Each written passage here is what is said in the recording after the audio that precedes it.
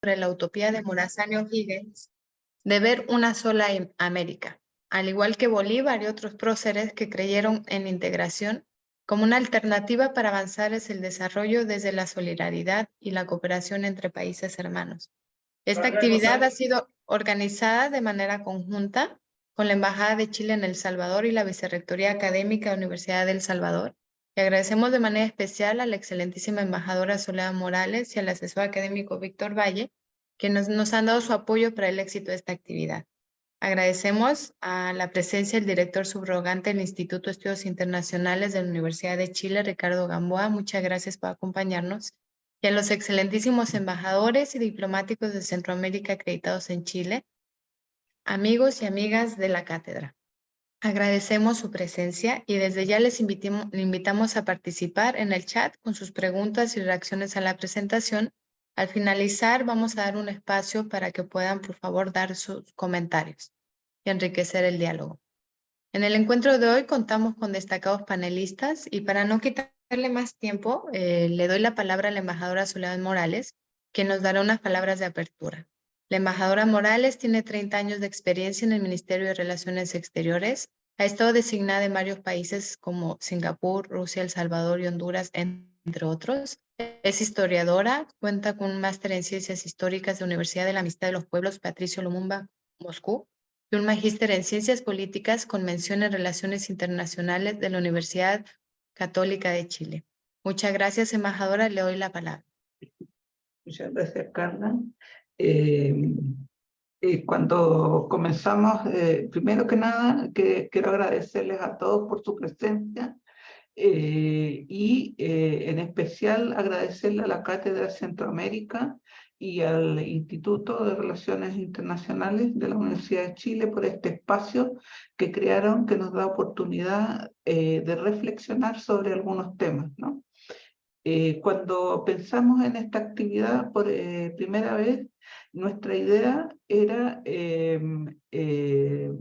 un poco, valga la redundancia, reflexionar sobre el legado que nos dejaron los próceres de la independencia, de nuestra independencia, respecto a la construcción que constituye la base de nuestros estados, ¿no? A mis palabras le pusieron como título algo respecto a la logia lautarina. No era mi intención profundizar en ese tema, aunque leyendo para hablar hoy, me di cuenta que hay un rico debate historiográfico respecto al mismo, ¿no? Lo que sí quería era resaltar que elementos como las logias, la sociedad de los caballeros racionales, los congresos en su momento sirvieron a los próceres ya, no solo a los próceres, sino que a muchos otros connotados de la época para acordar o trazar elementos comunes que fueron aplicados en la estrategia de la independencia y en la formación de los estados latinoamericanos, ¿no? En este contexto, si pensamos que hoy vivimos tiempos que son complejos, ¿no? Cuando todos los análisis nos dicen que los límites individuales y colectivos serán puestos a prueba por cuanto las condiciones están dadas para el avance o el retroceso, mejor dicho, de los sistemas democráticos, ello en un marco de creciente inflación, inseguridad alimentaria, crisis energética y otros elementos. Pienso que se hace más importante que nunca que nos sentemos a conversar y a mirar hacia el pasado, ¿no? Como un elemento que aún nos puede ayudar en este presente. la vista hacia atrás, a revisar la herencia que nos dejaron y aportaron nuestros próceres, como Francisco Morazán o Bernardo Higgins, son elementos que nos aportan hoy en día para esbozar lo que nos depara el futuro, ¿no? O'Higgins dejó una impronta en la conformación de la política militar constitucional, la administración del Estado, la educación como una herramienta de progreso y de cambio.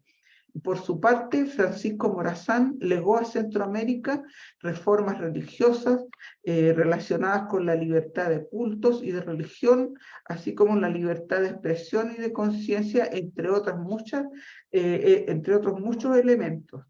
Los valores en nombre de los cuales lucharon nuestros próceres, incluso desde distintas posiciones y caminos: la libertad, la democracia, el Estado de Derecho, la función pública, la política de servicios a los ciudadanos, siguen siendo hoy la única y sólida base sobre la que es posible construir sociedades estables, prósperas e integradas. Por eso pensamos que quisimos invitarlos a este espacio de reflexión. Muchas gracias. Muchas gracias, embajadora, por sus palabras de apertura. Y sin más, ahora pasaremos a la presentación del doctor Adalberto Santana, quien es doctor en estudios latinoamericanos e investigador titular del Centro de Investigaciones sobre América Latina y el Caribe de la Universidad Autónoma de México, UNAM. Ha escrito diversos libros sobre la realidad latinoamericana, entre ellos figuran El pensamiento de Morazán y otros. También él recibió la mención de Nuestra América en el 2013. Doctor Adalberto, tiene la palabra. Muchas gracias. Sí, muchas gracias. Les agradezco la invitación para este seminario, y en virtud de que tenemos poco tiempo, 10 minutos, pues trataré de ser lo más breve posible para dar espacio a que todos participemos en esto. Sin lugar a dudas, yo creo que Morazán es uno de los principales próceres de América Latina. Como todos ellos, en buena medida nacieron en la época colonial, cuando las distintas excolonias de España y de Portugal en América eran parte de las metrópolis europeas. De tal manera que a él le va a tocar un proceso de transición, precisamente. No participa directamente en el proceso de independencia, porque en el caso de lo que era la Capitanía General de Guatemala, pues no hubo unas luchas políticas semejantes a las que hubo, por ejemplo, en el virreinato de la Nueva España, que encabezaron Miguel Hidalgo y Costilla, José María Morelos y Vicente Guerrero, o las que encabezó, sin lugar a dudas, Simón Bolívar en la parte norte del continente sudamericano, o Higgins allá en la Capitanía General de Chile, ¿sí? Para San Martín también, para mencionar entre los principales procesos. Pero sin embargo, en ese proceso de transición que le tocó a Morazán, sí le tocó dirigir a su país. Y cuando hablo de su país, hablo del conjunto de lo que hoy conocemos como Centroamérica, no Panamá, porque Panamá era parte en aquel momento del virreinato de la Nueva Granada, y sí, por el contrario, lo eran Chiapas, que hoy está anexada a territorio mexicano, El Salvador, lo que hoy son los países de El Salvador, Honduras, Nicaragua y Costa Rica. Pero en aquel momento pues eran parte de unas provincias de esa Capitanía General que va a transitar a un estado independiente, ¿no? Producto de los procesos de liberación e independencia que hay en el conjunto de la región de América Latina. Pero Morazán le tocó en primer lugar como jefe de Estado de Honduras en 1829 y en 1830 como presidente de la Federación Centroamericana, buscar la integración de toda esta región y por lo tanto plantearse como un modelo alternativo para el conjunto de las nuevas naciones latinoamericanas. Y cuando digo nuevas naciones, ahí hay que hacer una acotación porque hay naciones, en caso de Chile, por ejemplo, la nación mapuche, ¿no? Como la nación también de los distintos pueblos de Centroamérica o de México, de otras regiones, que siguen existiendo desde antes de la independencia. Entonces, mejor hablar de repúblicas, que sería lo más adecuado conceptualmente hablando.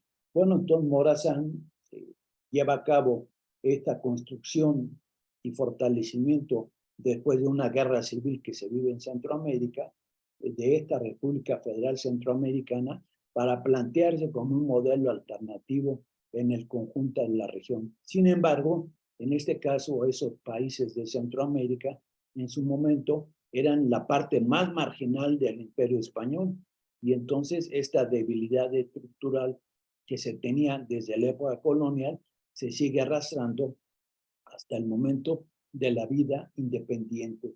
Y esto va a ser un elemento en el cual Morazán trató de fortalecer este proyecto, ¿sí? Con una serie de modelos y de reformas de carácter liberal para la época, adelantándose incluso a otros modelos liberales que iba a haber en América Latina, con reformas, por ejemplo, como señalaba ya nuestra querida embajadora Morales, ¿sí?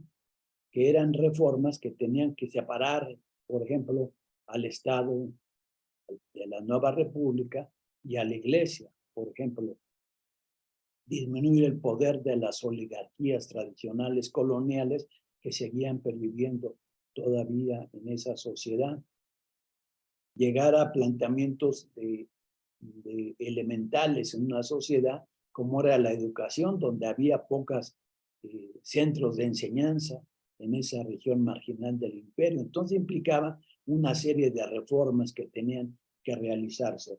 Pero evidentemente Morazán va a encontrar en ese proceso de la búsqueda de esta gran nación centroamericana, de esa república de Centroamérica, una serie de obstáculos. Y de tal manera que esa serie de obstáculos fueron generando también conflictos regionales, particularmente en Guatemala, donde hubo levantamientos de buena parte de la masa indígena que no se adaptaba a las nuevas condiciones, pero también atizadas por el clero recalcitrante, por los sectores oligárquicos y por el atraso que se vivía en aquellas naciones. Solamente aquellos pueblos que tenían más facilidad de acoplarse a la nueva dinámica, como el pueblo del Salvador, fueron elementos fundamentales para impulsar el proyecto de Morazán. Finalmente, en 1839 no logra materializar, conjugar y que la correlación de fuerzas fueran favorables al proyecto liberal de Morazán en Centroamérica y tuvo que salir al exilio, ¿sí? O sea, el proyecto no logró madurar en la integración regional. Y ese problema lo llevó a exiliarse a Panamá, que en aquel momento decíamos era parte ya de la nueva República de la Gran Colombia. Y posteriormente tiene que salir de ahí y viajar hacia el Perú. Ya no llegó a Chile, hubiera sido otro momento histórico. Finalmente volvió para Centroamérica por la intervención de tropas inglesas en la costa atlántica de Centroamérica y trató de regresar para buscar de nueva cuenta la integración. Fueron derrotadas las fuerzas intervencionistas, pero también trató de nueva cuenta consolidar su proyecto desde lo que era Costa Rica.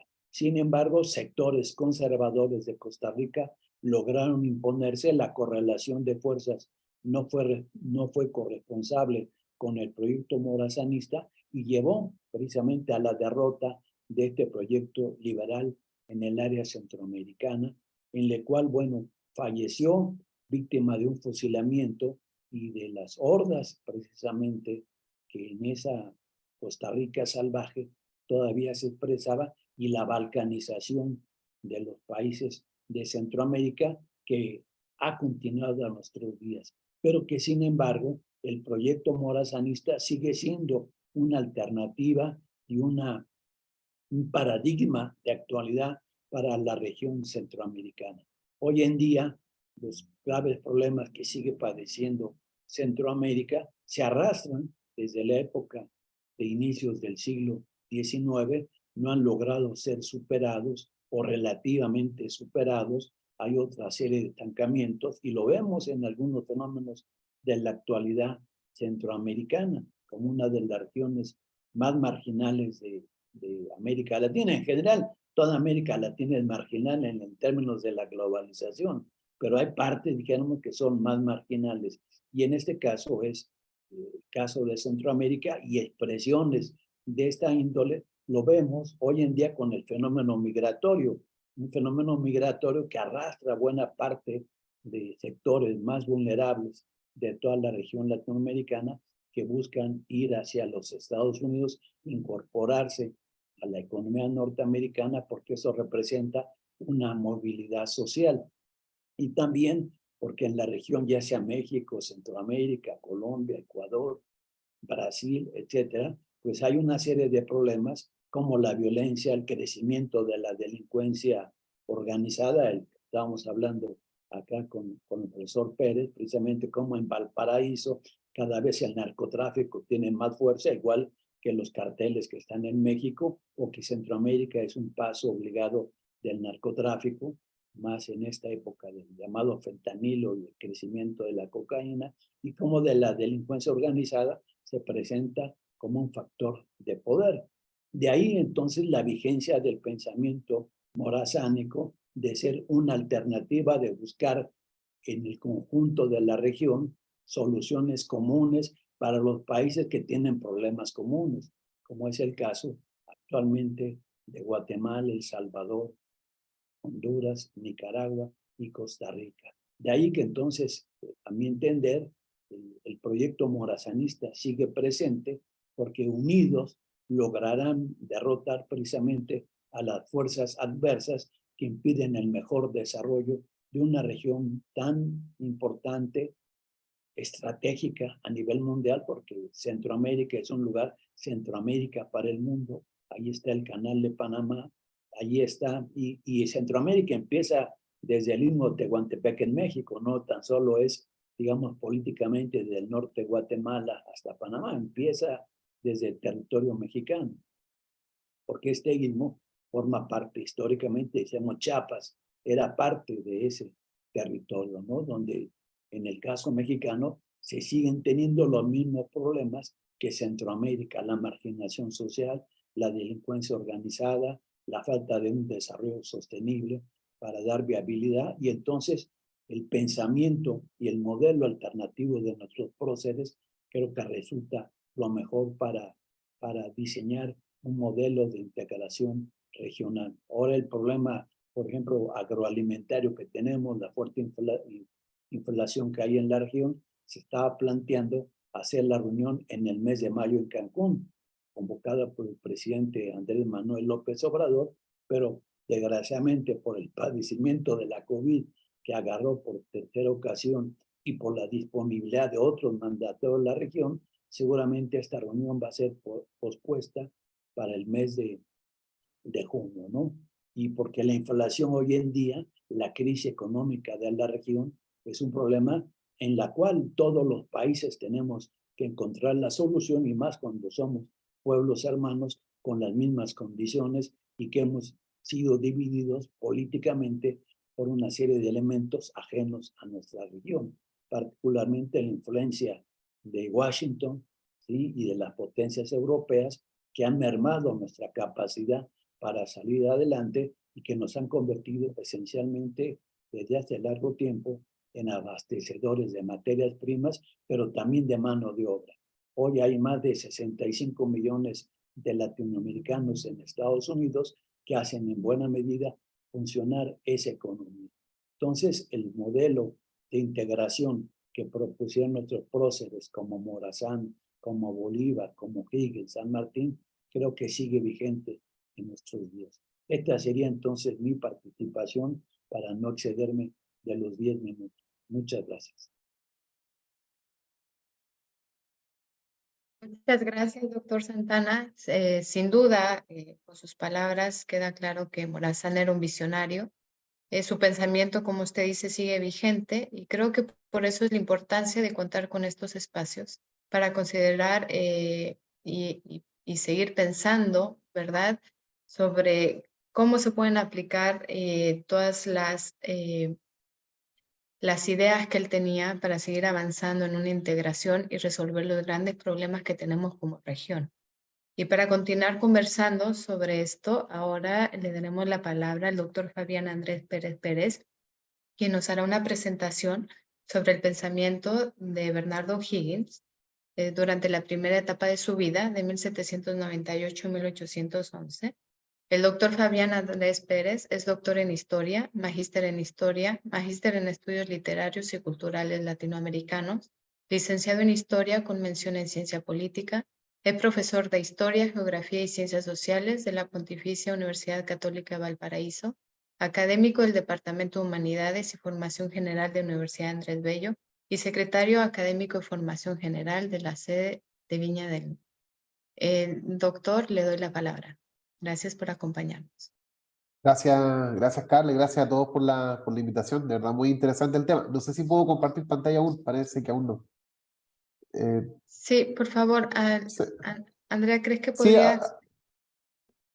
eh, Sí, ahorita le pedí. ¿Es posible que pueda compartir la pantalla? ¿Habilitarlo?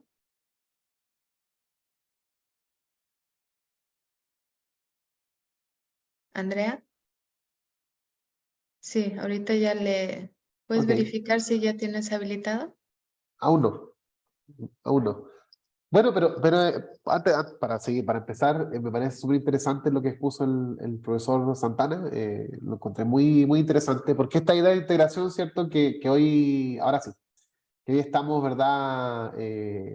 Conversando y en la cual aludimos, ¿verdad? Con una serie de problemas, porque ahí conversábamos antes del evento, ¿cierto? Acerca de los problemas que estamos viviendo en Chile, un poco con el impacto, ¿cierto? De delincuencia, y más que delincuencia, delitos violentos, porque delincuencia siempre hay, los índices así lo indican que es una constante, pero hay una serie de delitos violentos que no eran muy recurrentes, y además que también la prensa ahí coloca un foco muy especial.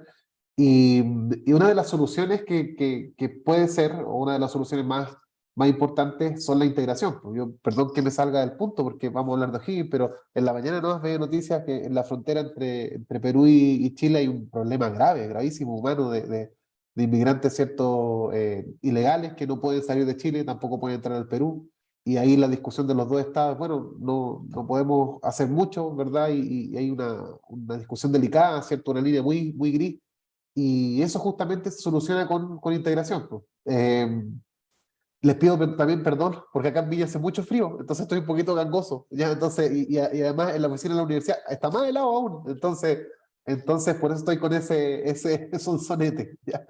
Bien, me parece muy interesante lo que comentaba el profesor Santana, y en ese mismo sentido creo que O'Higgins tiene algunas cualidades, ¿cierto? Que ya también él mencionaba, ¿cierto? Con respecto a Morazán. Me parece que la figura de O'Higgins ha sido constantemente en la historia de Chile, y también latinoamericana, ¿cierto? Una figura bastante polémica, revisitada y usada, ¿cierto? Por distintos sectores políticos eh, a conveniencia, así completamente a conveniencia. O'Higgins tiene en Chile por lo menos una estela bastante conservadora en algún momento, ¿cierto? Pero O'Higgins no era para nada un conservador, no era. O sea, uno revisa los archivos de él, las fuentes, ¿cierto? Era un liberal, era un católico liberal, pero era liberal.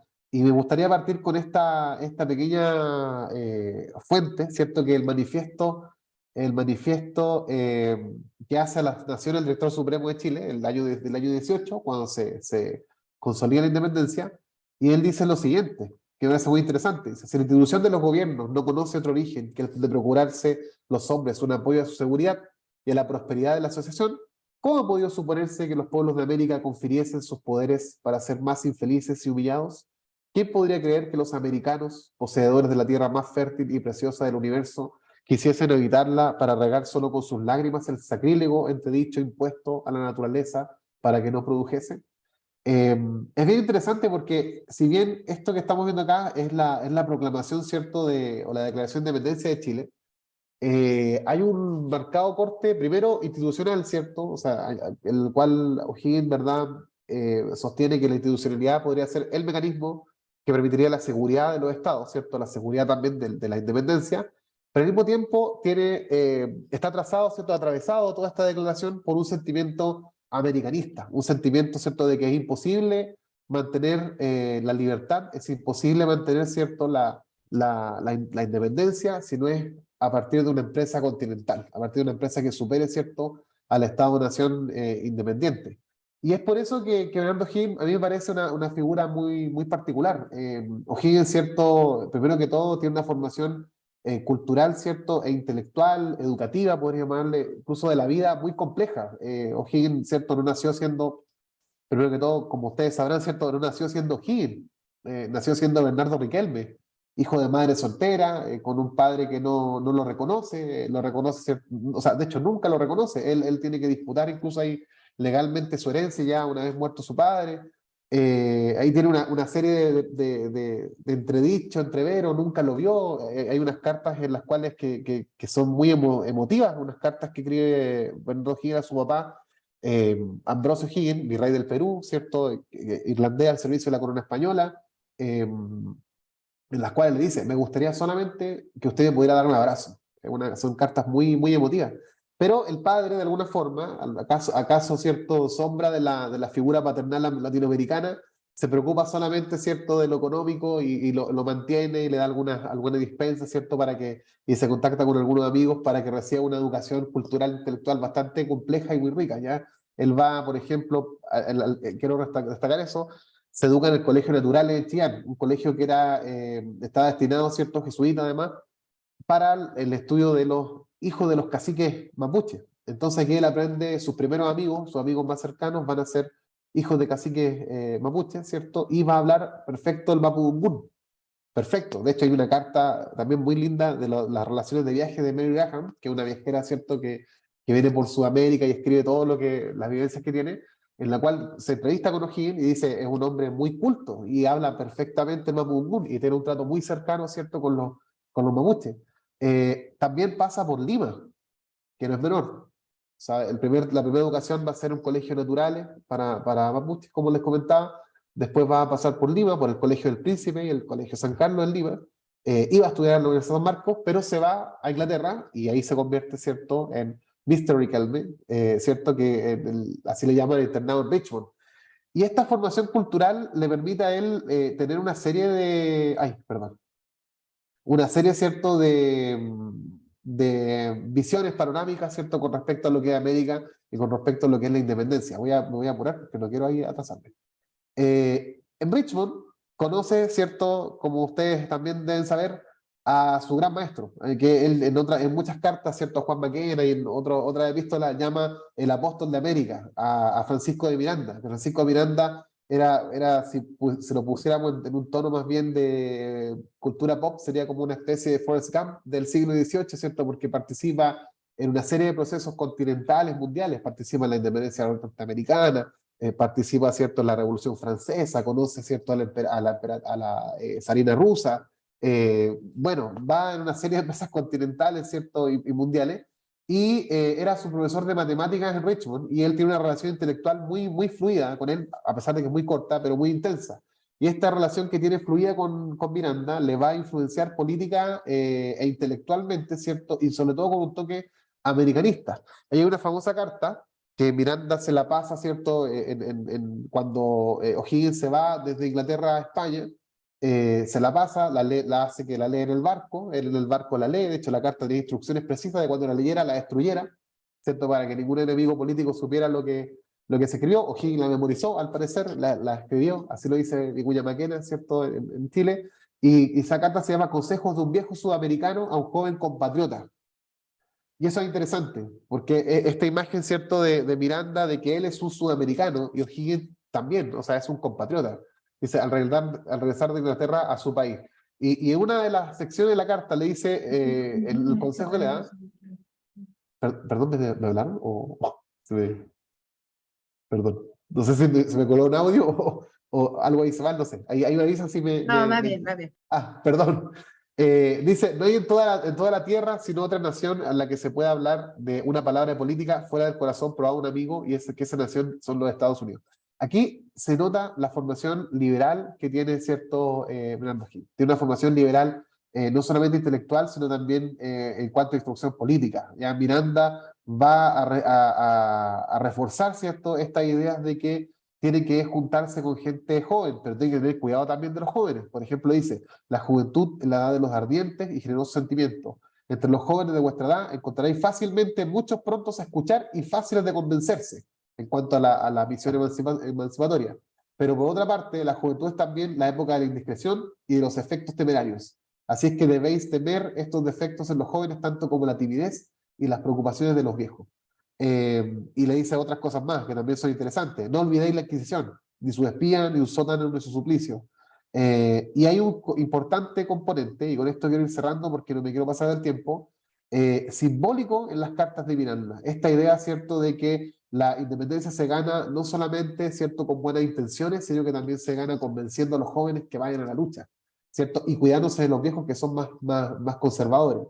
Esta idea, ¿cierto?, de que la independencia no puede ser una empresa única de un país, sino que tiene que ser algo continental, algo que es cierto que pueda atravesar a toda la región. Y eso queda manifiesto años después en las cartas que Bernardo Higgins escribe a Juan Maquena, uno de sus más íntimos amigos, ¿cierto? Cuando estaba en pleno proceso de independencia, él ya estaba comenzando recién su carrera política, ¿cierto? Muy joven O'Higgins.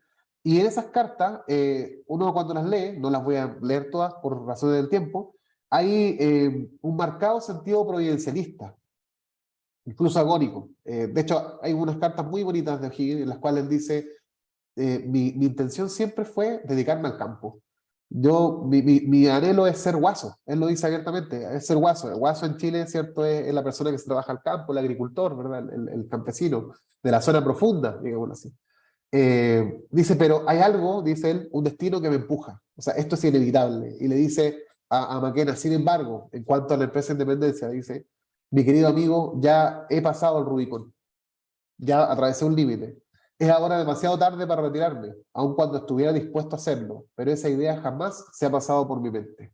Dice que él siempre soñó con otra vida, pero algo lo empuja, la providencia, ¿cierto?, lo empuja a esta independencia de América. Y ahí establece y marca hartas cosas con Maquena. Por ejemplo, dice, el nuevo espíritu maligno que derramó la mejor sangre en La Paz y Quito, viendo lo que había pasado, ¿cierto?, en Perú y Ecuador, está sediento de la nuestra. Mi único deseo es que cualquier sangre que se derrame ahora corra sobre el campo de batalla y no sobre las gradas de un cadalso. Esto Higgins, como les comentaba, ya para cerrar, ¿cierto?, no me quiero pasar el tiempo, es un Higgins que tiene una profunda, ¿cierto?, significación americanista, simbólica, que constantemente, ¿cierto?, alude a estas referencias, ¿verdad?, más bien simbólicas, ¿cierto?, de lo que es la independencia, y que tiene en mente también un proyecto continental. Ahora hay que también tomar en cuenta que tiene la influencia, ¿cierto?, de la logia lautarina, de su amigo, ¿cierto?, San Martín, que le inculca, ¿cierto?, que es imposible mantener la independencia de Chile si no se también independiza el Perú, si no se expulsa hasta el último godo, ¿cierto?, de América, y eso lo va a tener muy claro. De hecho, O'Higgins, como ustedes saben, ¿cierto?, tiene que irse del país, se ha exiliado y vive en Perú hasta su muerte. De hecho, aún hay descendientes de O'Higgins ahí en Perú, y se le mantiene como un héroe, al menos fuera de Chile, como un héroe continental, ¿cierto? Entonces, esta mirada de integración sí estaba presente, ¿cierto?, en sus cartas, estaba presente, ¿verdad?, en su formación política, en su formación intelectual, y muchos de estos ideales, ¿cierto?, se mantuvieron en el tiempo, otros se fueron tergiversando, ¿verdad?, y tenemos la visión de O'Higgins que tenemos hasta ahora. Sí, no quiero pasarme el tiempo, así que voy a dejar hasta acá. Claro. Muchas gracias. Qué interesante. Y podríamos retomar las palabras de O'Higgins de la independencia no se gana con buenas intenciones, que me encantó, y poder decir los cambios estructurales actuales que necesitamos no se logran con buenas intenciones, sino con acciones concretas y ojalá de manera solidaria y conjunta entre países, ¿no? Y esto se puede lograr con más integración. Si antes lo que los unía eran sus ideales por la independencia, pues ahora nos podrían unir los problemas que tenemos con el cambio climático, el crimen organizado, entre otros. Muchas gracias, doctor. Y antes de todo, les voy a leer el currículum. Le voy a dar la palabra al doctor Valle Y los invito nuevamente a participar desde el chat con sus preguntas y reacciones a las presentaciones. Cuando termine el doctor Valle, vamos a tener unos 10 minutitos para seguir conversando. El doctor Valle es educador y político salvadoreño con actuaciones desde el año 1960. Es doctor en educación de The George Washington University, doctor en educación de la Universidad de Costa Rica, máster en educación por la Universidad de Pittsburgh y tiene estudios de pregrado en ingeniería civil de la Universidad de El Salvador. Cuenta con 60 años de experiencia en los 5 continentes como planificador y administrador universitario y actuaciones docentes en todos los niveles del sistema educativo. Es autor de libros y artículos sobre educación y temas sociales.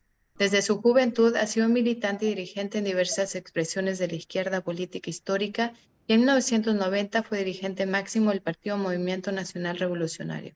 Actualmente es asesor académico del vicerrector académico de la Universidad de El Salvador. Doctor Valle, le agradezco su presencia y le doy la palabra. Gracias.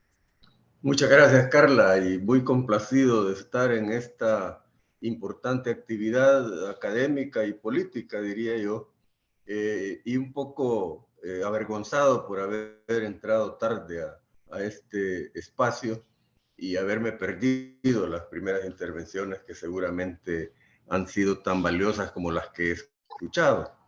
Yo creo que para mí es muy grato y muy simbólico estar con un grupo de compatriotas de nuestra América, y uso la palabra martiana, la frase martiana en estricto sentido, porque personas de Chile, El Salvador y México están aquí representando, aunque no nos lo hayan dicho, ese pensamiento tan necesario y esa acción tan necesaria para toda la región, insisto, de nuestra América. Y esto siguiendo la ruta de los precursores que se han mencionado y que son, diríamos, los que han puesto las piedras angulares y los puntos de partida para que ahora hablemos de integración y una integración al servicio de los seres humanos. Me refiero a Morazán y O'Higgins, que son las figuras centrales de este evento, pero además, junto a ellos, ese conjunto de precursores que yo llamo, como Francisco de Miranda, ya mencionado, Simón Bolívar, sin ninguna duda, José de San Martín, Miguel Hidalgo, y un poco tarde, pero dentro del mismo espíritu, José Martí, un poco tarde en el siglo, décadas después de que estos precursores dieron las grandes batallas por la independencia y por la configuración de identidades propias en nuestra región, haciendo prevalecer muchos principios y muchos anhelos que aún tienen vigencia. Por supuesto que hay que felicitar a los que han hecho posible esta actividad, en especial el Instituto de Estudios Internacionales de la Universidad de Chile, la embajadora de Chile en El Salvador, y por supuesto los colegas con quienes comparto este espacio y de quienes he aprendido mucho de los minutos que he escuchado en su ponencia. Quiero comenzar destacando un simbolismo de este evento, pues los expositores estamos adscritos a universidades de 3 regiones muy representativas de nuestra América, el norte, centro y Suramérica. Y yo creo que esa es una buena noticia y es un buen augurio. Resulta que hablando de integración, y como en eso estamos, es bueno recordar que el primer organismo de integración en Centroamérica surgió de un congreso universitario centroamericano llevado a cabo precisamente en El Salvador, cuando las universidades estatales del Istmo centroamericano crearon el aún existente y ampliado Consejo Superior Universitario Centroamericano, que comenzó con 6 universidades y ahora tiene 24 universidades públicas con mucha pujanza y mucha continuidad de lo que se pensó justamente hace 75 años. Es importante destacarlo porque creo que, y esa es una opinión, digamos, sesgada de mi parte, que las universidades están llamadas a jugar papeles relevantes y eficaces en materia de integración naciones. Bueno, hechas esas consideraciones, déjenme referirme un poco a lo que nos ocupa. Tanto el doctor Santana como el doctor Pérez ya han hablado de ciertos denominadores comunes que tienen estos precursores, como son Bernardo O'Higgins y Francisco Morazán. Y lo que se nos ha pedido es que demos nuestras opiniones y hagamos reflexiones sobre cuán aplicable es el ideario de estos precursores en la actualidad. Yo me adelanto a afirmar que si queremos emancipar y dignificar nuestra América, el ideario, el pensamiento y las acciones de estos precursores son plena e inevitablemente aplicables y deben ser fuente de inspiración para nuestros actuales dirigentes, pero inspiración genuina e inspiración sincera. Morazán y O'Higgins, ya lo hemos visto, eran en sentido estricto liberales. Eran también constructores de países y construían también identidades que se estaban configurando a principios del siglo XIX, pero sobre todo eran luchadores por la independencia de las naciones y eran fieles partidarios de la libertad de pensamiento, de expresión y de laicidad de sus países, que para mí la laicidad es un símbolo alto de la libertad y además, como lo hemos visto, concedían a la educación un papel relevante para transformar sus sociedades y avanzar hacia la igualdad. Todo esto que se dice de ellos, obviamente que es aplicable a la actualidad de nuestra región. Cuando digo que ellos concedían un papel relevante a la educación para transformar sociedades y avanzar hacia la igualdad, me refiero, por ejemplo, a que O'Higgins derogó los títulos nobiliarios. Morazán impulsó en todos sus escritos, y el doctor Santana en la biografía que tiene de Francisco Morazán lo releva muy bien, que siempre estuvo pensando en la educación del soberano, como diría Sarmiento. De manera tal que le concedían importancia a la educación justamente para construir libertad, que surgiera desde la gente y entre la gente. Por ejemplo, la hazaña política mayor de Francisco Morazán, que ha de haber presidido la República Federal de Centroamérica, que no era en ese momento utopía, sino que era realidad y que ahora, trastocada y descalabrada hace más de 150 años, la República Federal de Centroamérica viene a ser de nuevo un paradigma a buscar. Pues bien, en esa constitución donde Morazán tuvo un papel importante, sobre todo cuando ejerció la presidencia de Centroamérica, el artículo 1 de la constitución de esa República Federal planteaba que la República era independiente y soberana, algo que ahora tiene mucha vigencia y mucha necesidad en el concierto mundial, pero que además le daban alta prioridad a la educación, a la libertad, a la igualdad, a la seguridad y un aspecto muy importante que puede explicar cómo construyeron los estados, decían ellos, a la propiedad. Yo creo que el ideario de los próceres, como dije anteriormente, debe ser la raíz y la inspiración de lo que en la actualidad América Latina y el Caribe deben hacer para construir integración, unidad de propósitos y cooperación en toda la región.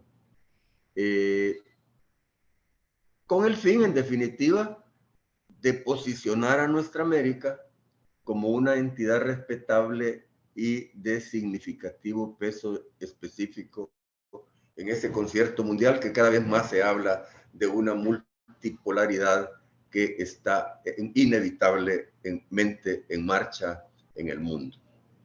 Las acciones de Morazán y O'Higgins de llevar sus ideas emancipadoras y de progreso más allá de sus países de origen, también tienen sus afinidades. Morazán extrapoló su accionar a toda Centroamérica desde Honduras y O'Higgins por lo menos a Perú desde Chile, y esa declaración a las naciones cuando declaró la independencia de Chile, que nos leyó el doctor Fabián Pérez de O'Higgins, también al dirigirse a las naciones, él está proyectando sus anhelos a toda una región.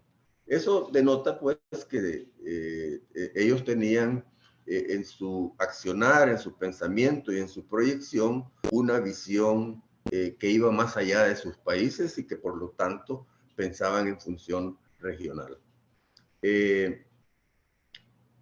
Debo decirles que actualmente ese pensamiento y esas acciones son aplicables y son necesarias no solo por el movimiento hacia acabar con la unipolaridad, sino lo que está pasando en la región. Yo acostumbro decir, miren lo que está pasando con Brasil, que es miembro del BRICS y que está pensando en reavivar y revitalizar UNASUR.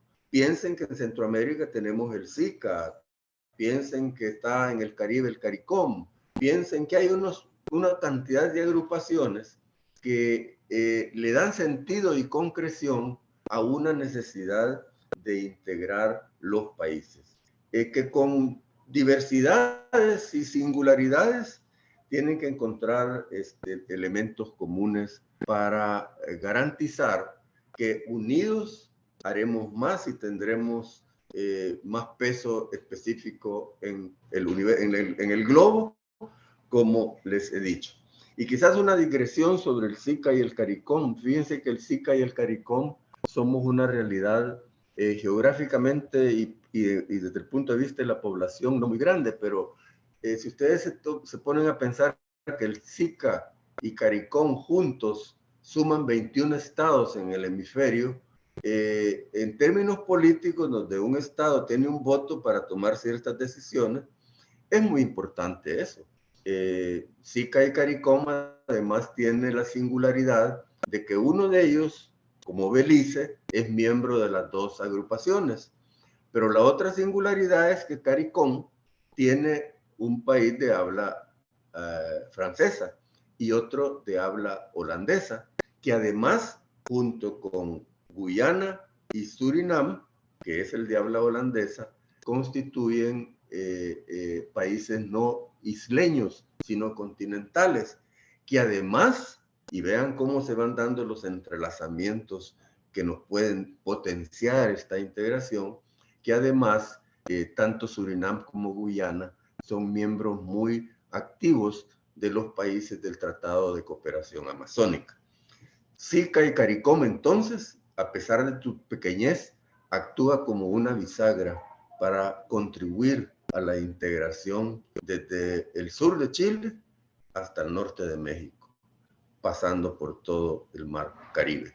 Y esa es la necesidad de que le demos vigencia al pensamiento de estos precursores integracionistas. En Centroamérica, El Salvador siempre ha jugado un papel en favor de la unidad y la integración desde una perspectiva de independencia. Fue en San Salvador que se lanzó lo que se llama históricamente el primer grito de independencia en 1811, donde hubo luchas populares para obtenerla, y en 1814 se acentuaron esas luchas populares.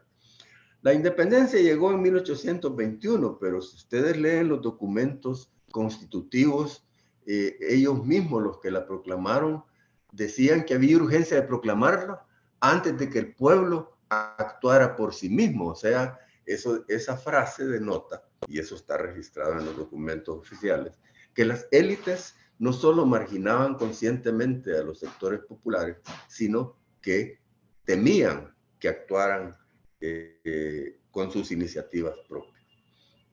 El Salvador, y es bueno simbólicamente consignarlo, es el país donde Francisco Morazán, siendo hondureño, y por voluntad del mismo, es la sede donde descansan las cenizas de este prócer de la Unión Centroamericana, que es Francisco Morazán. Y es en esa trayectoria que seguimos a partir de Morazán, que San Salvador fue vital para constituir la Organización de Estados Centroamericanos en los 50 y también el actual sistema de integración centroamericana en los 90, tanto que la sede del SICA, la sede principal, está en El Salvador. Y es en esa trayectoria de contribuir con actos políticos a la integración de la región, que más recientemente el gobierno de El Salvador, presidido por el señor Nayib Bukele, a través de su vicepresidente Félix Ulloa, ha presentado para su discusión a los otros gobiernos de los países miembros del SICA una propuesta para avanzar hacia la suscripción de un tratado constitutivo de la Unión Centroamericana. Cambio cualitativo de la integración a la Unión, y la Unión es el ideal morazánico puesto al día.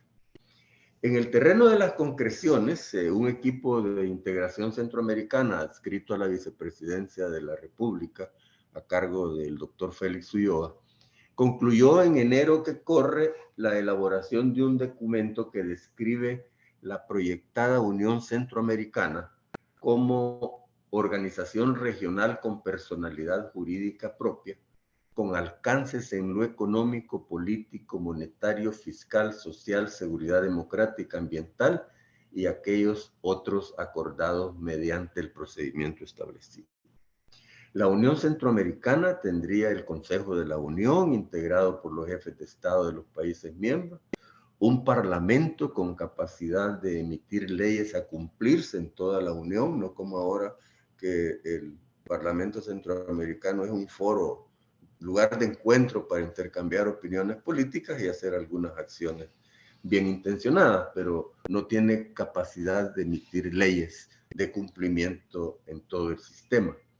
Y además un tribunal regional verdaderamente eficaz y que tenga la participación de todos los Estados miembros de la Unión. El Salvador anhela... 3 minutitos más, perdón, para tener espacio para las preguntas. Correcto, correcto. El Salvador anhela que para del 2024, el próximo año, haya una propuesta final de reforma al protocolo de Tegucigalpa que haya posible esta Unión Centroamericana. A pesar de su enorme potencial para un desarrollo humano sostenible, los países del SICA en su conjunto siguen en la lucha para vencer el subdesarrollo generador de muchos males.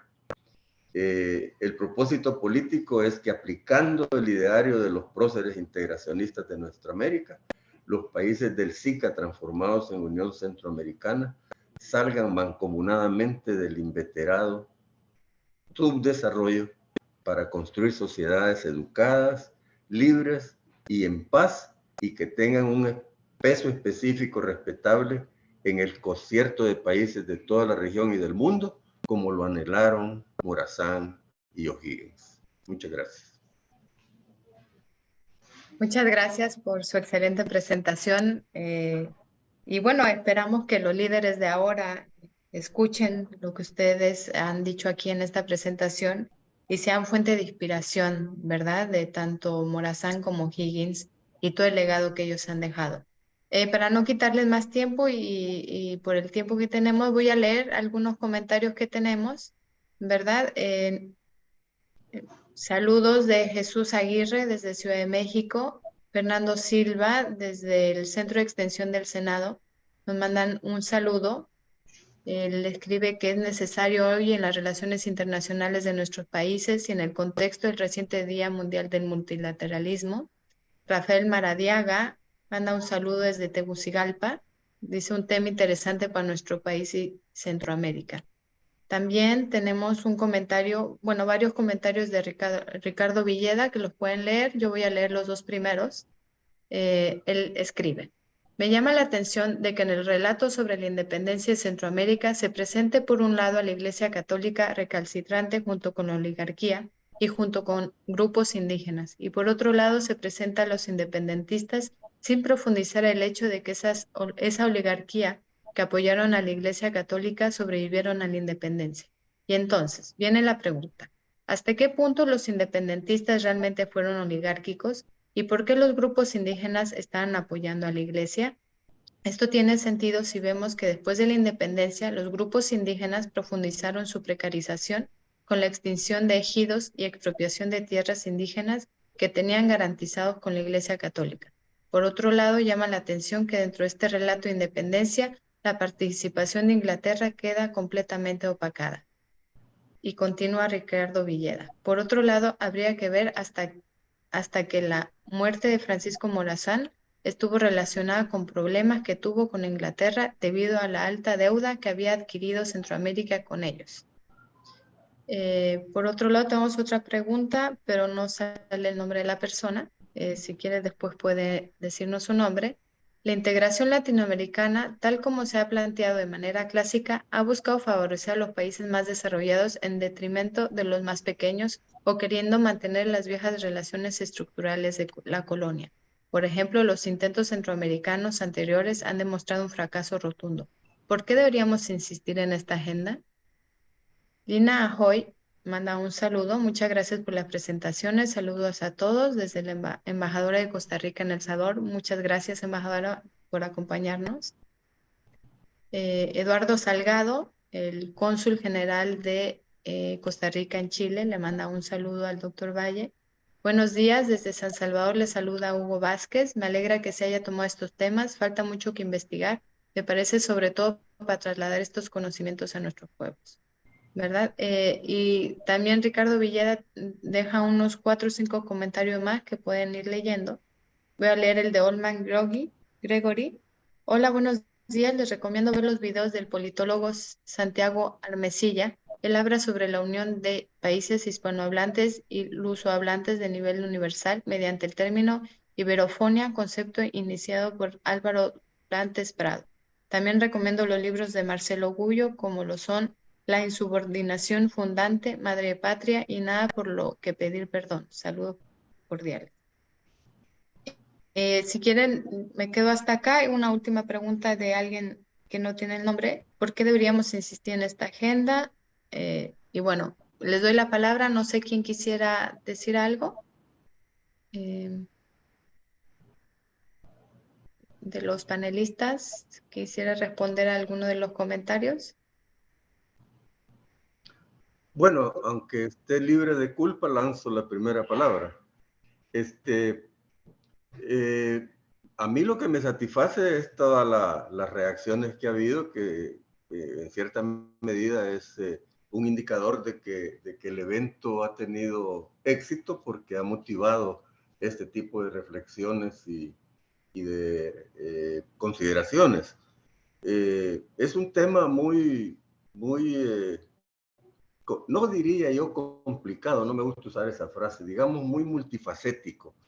El por qué surgimos a la independencia, por qué somos tan diversos, por qué se nos ha acentuado las divergencias entre un país y otro, por qué, como dice un autor chileno, a lo largo de las Américas hay tanta frontera caliente, y por lo tanto, todos esos factores que se podrían ver como negativos son ilustración de que no hemos sido muy exitosos en estos anhelos, y la pregunta de por qué insistir es válida. Es a Simón Bolívar que se le adjudica la frase de que hemos arado en el mar, ¿no? Yo prefiero decir que en el caso de nuestra América sí debemos de trabajar por una segunda oportunidad, no como decía García Márquez, de aquellos que no tendrían una segunda oportunidad sobre la tierra. Creo que nosotros sí tenemos una segunda oportunidad. Somos un territorio muy rico en recursos, con relativamente poca gente, con una gran desigualdad entre países y al interior de los países. Y obviamente el sentido común nos dice que aplicando aquel sencillo adagio de que la unión hace la fuerza, nos debe potenciar para resolver los grandes problemas vigentes que son, en términos resumidos, el subdesarrollo. Gente que no tiene acceso a la educación, a la salud, a la vivienda digna, y que es menospreciada, que es atropellada en su dignidad. Entonces hay mucho que hacer. Nos pueden decir, en el mundo abundan casos como este, pero sí, pero en el mundo no hay una región como la nuestra que solo tenga 700 millones de habitantes, no son los 1.400 de la India, pero que tiene además una cantidad de millones de territorio, acceso a 2 océanos, caudales inmensos de ríos que corren, sol y viento, como acostumbra decir el presidente Petro. Tenemos sol, viento y mar, y por lo tanto tenemos potencial para energías renovables que siguen siendo necesarias para alimentar el desarrollo.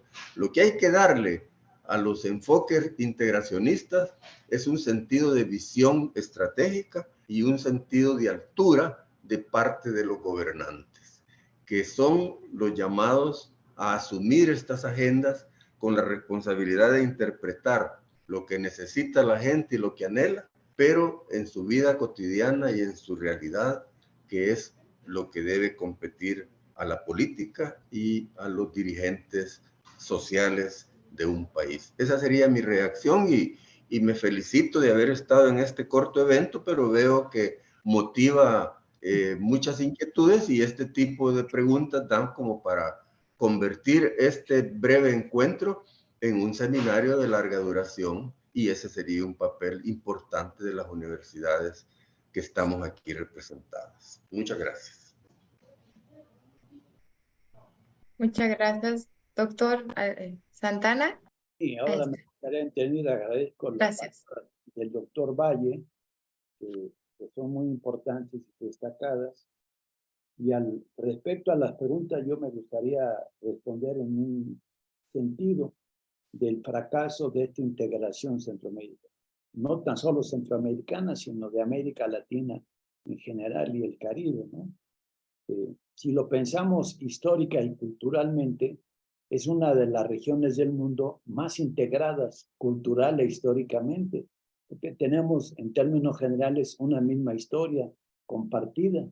No hay diferencias localistas, dijéramos, pero en esencia las contradicciones principales siguen siendo el elemento central. Tenemos una lengua en común o 2 lenguas, si queremos verlas, que son hegemónicas y son mayoría, el español y el portugués, que son no tan solo de nuestra región, sino incluso de otras partes del mundo colonizado. Antier le dieron el premio Camões a Chico Buarque, por ejemplo, ¿no? Allá en Lisboa. Y resulta que el portugués no tan solo se habla en el Brasil, sino que también en buena parte del África, ¿no? Donde también tienen en común pues, el subdesarrollo que tenemos en general todos los países latinoamericanos. Ninguno escapa a esa condición del subdesarrollo. Y el fracaso también de la integración ha sido que seguimos viviendo en ese subdesarrollo frente a las grandes potencias occidentales. Pero sin embargo tenemos de nueva cuenta esa historia común, esas lenguas, esa cultura en común. Hemos logrado ir avanzando en ese sentido. Faltará madurez política o cultural. O sea, pensemos que también somos pueblos muy jóvenes, históricamente hablando. Europa ya sea son pueblos que tienen una eternidad existiendo, sus culturas, y aún así tienen conflictos. Vea la llamada guerra en Ucrania, que en este momento pues, se está debatiendo entre la gran potencia del norte, los Estados Unidos y Rusia, que son los verdaderos actores de ese conflicto. Afortunadamente en nuestra región no hay conflictos de esa naturaleza en este momento. Hay otra serie de conflictos que son, digamos, no tan graves, porque allá no puede llevar a una catástrofe universal. De tal manera que tenemos soluciones que darnos.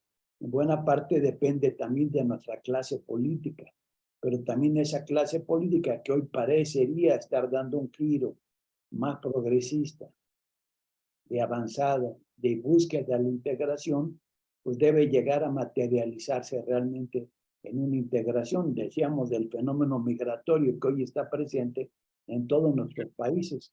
Cantidad de migrantes venezolanos en Chile, en el Perú, en México, en Centroamérica, por ejemplo, o centroamericanos en México rumbo a los Estados Unidos y mexicanos invadiendo materialmente a los Estados Unidos. Son 40 millones de origen mexicano que están allá, ¿no?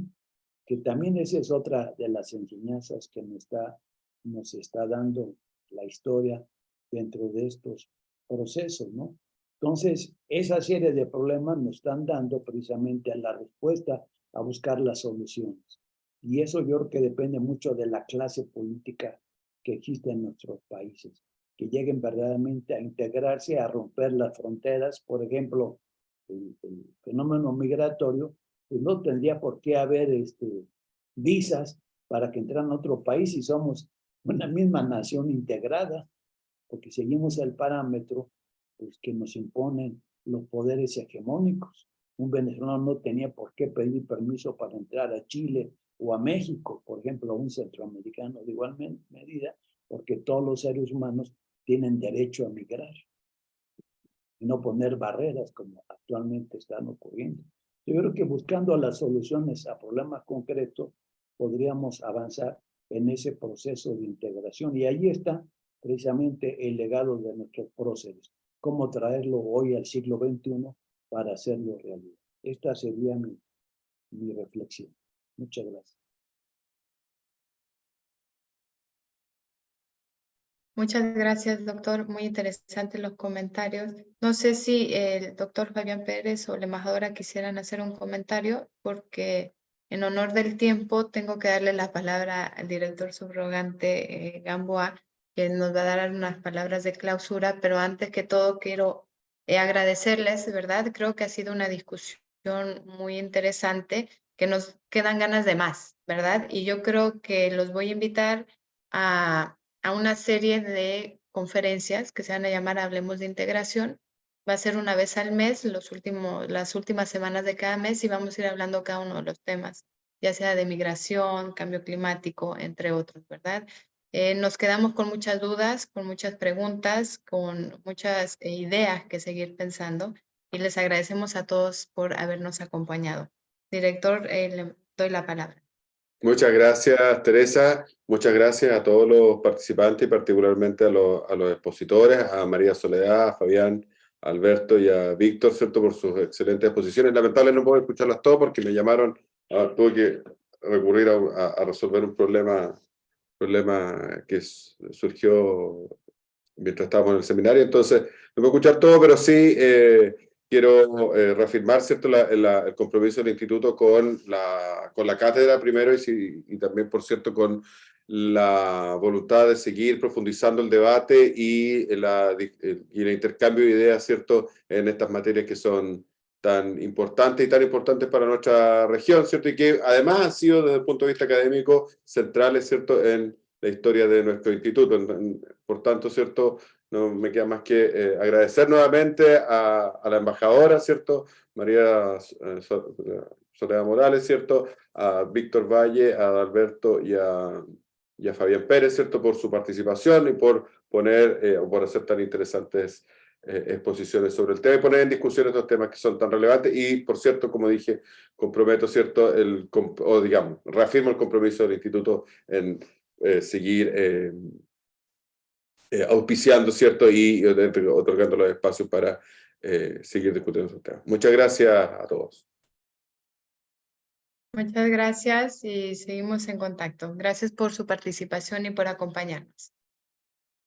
Gracias, hasta luego. Gracias. Hasta Chao, luego. hasta luego.